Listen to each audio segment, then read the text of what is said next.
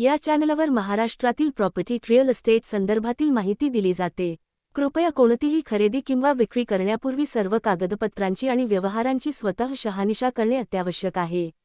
कोणत्याही प्रकारच्या आर्थिक तोटा नुकसानाबाबत महाप्रॉपर्टी बाय वैभव नाईक तसेच चॅनल मालक कोणत्याही परिस्थितीत जबाबदार राहणार नाही. कृपया याची नोंद घ्यावी. नमस्कार मंडळी, मी आहे महाप्रॉपर्टी bye Vaibhav Naik. Home loan घेणं हा आपल्या आयुष्यातला एक अत्यंत महत्त्वाचा निर्णय असतो. कारण लोन म्हणजे फक्त पैसे उधार घेणं नाही, तर ते असतं आपल्या स्वप्नातील घराचं पहिलं पाऊल, आपल्या कुटुंबाची सुरक्षितता आणि दीर्घकालीन आर्थिक नियोजन.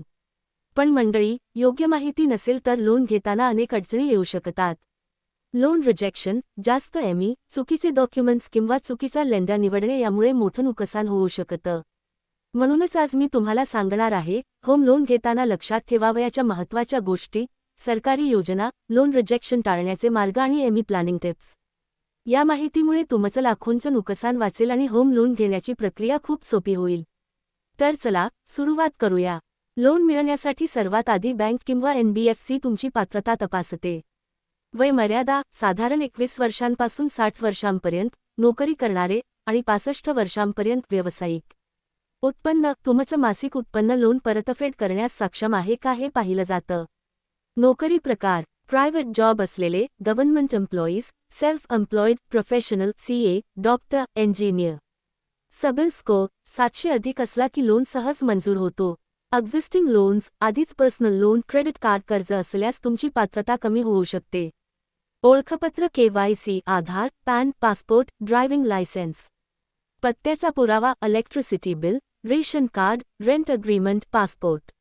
उत्पन्नाचा पुरावा, सॅलरी, मागील 6 महिन्यांचे सॅलरी स्लिप्स अधिक फॉर्म 16 अधिक बँक स्टेटमेंट.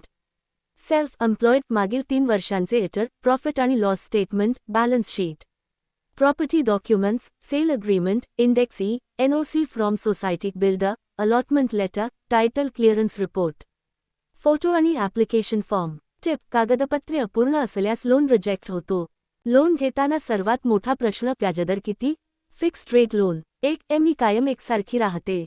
2 प्लॅनिंग सोपी पण सुरुवातीला जास्त व्याज असू शकते. फ्लोटिंग रेट लोन, 1 RBIच्या रेपो रेटनुसार दर बदलतो. 2 व्याजदर कमी झाल्यास फायदा पण वाढल्यास एमी वाढते. मिक्स्ड लोन, सुरुवातीला काही वर्षे फिक्स्ड नंतर फ्लोटिंग. प्रोसेसिंग फीस 0.5% ते 1% लोन रकमेवर. Hidden charges, prepayment charges, legal charges, insurance premium.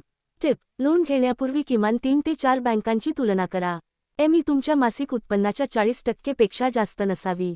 Loan tenure कालावधी, 10 वर्षे एमी जास्त, व्याज कमी. 20 वर्षे एमी कमी, व्याज जास्त. उदाहरण, 50 लाख रुपये लोन, 8.5% व्याजदर, 20 वर्षांसाठी घेतल्यास एमी सुमारे 43,000 रुपये. तोच लोन 10 वर्षांसाठी घेतल्यास एमी सुमारे 62,000 रुपये पण एकूण व्याज कमी. प्रीपेमेंट करा म्हणजे लोन लवकर फेडता येईल. पार्ट पेमेंट अधूनमधून जास्तीचे पैसे टाका.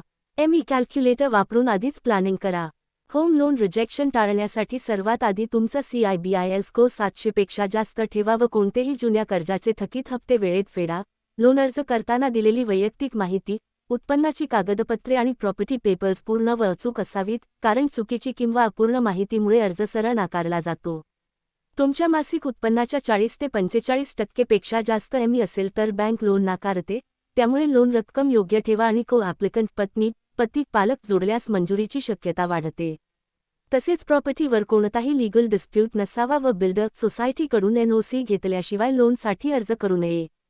बँका साधारणतः कमी व्याजदराने होम लोन देतात आणि त्यांची प्रक्रिया पारदर्शक व सुरक्षित असते, पण लोन मंजुरीसाठी कडक अटी, CIBIL स्कोअर, कागदपत्रे व नोकरीतील स्थिरता तपासली जाते, त्यामुळे प्रक्रिया थोडी वेळखाऊ ठरते.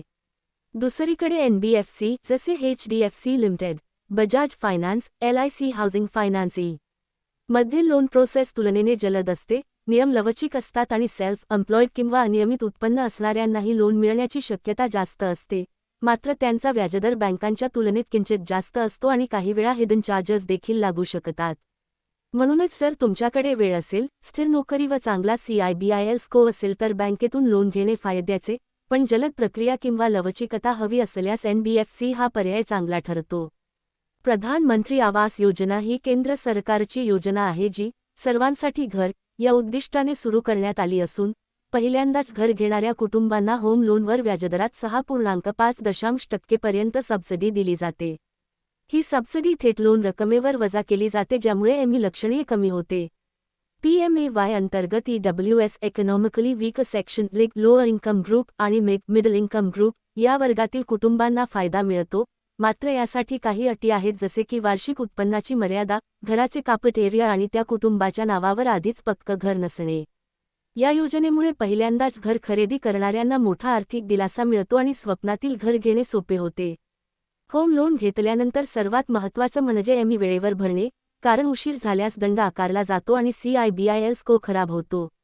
शक्य तितक्या वेळा पार्ट पेमेंट किंवा प्रीपेमेंट करून लोन लवकर फेडण्याचा प्रयत्न करावा, त्यामुळे व्याजाचं ओझं कमी होतं।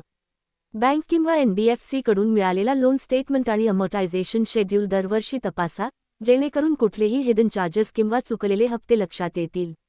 लोन घेतल्यावर लोन प्रोटेक्शन इन्शुरन्स घेतलं तर अनपेक्षित परिस्थितीत उदा. अपघात, नोकरी जाणे, मृत्यू, कुटुंबावर आर्थिक ताण येणार नाही। तसेच जर व्याजदर कमी झाले तर बॅलन्स ट्रान्सफर करून कमी एमई मिळवण्याचा विचार करावा। या सर्व गोष्टी पाळल्यास लोन तुमचं ओझं न ठरता घर खरेदीचं स्वप्न सहज पूर्ण करेल। होम लोन घेणे हे आयुष्यातील एक मोठं आर्थिक पाऊल आहे, त्यामुळे अर्ज करण्यापूर्वी एलिजिबिलिटी, CIBIL स्कोर, आवश्यक कागदपत्रे, व्याजदर, एमई प्लॅनिंग आणि लोनचे प्रकार नीट समजून घेणं अत्यंत गरजेचं आहे।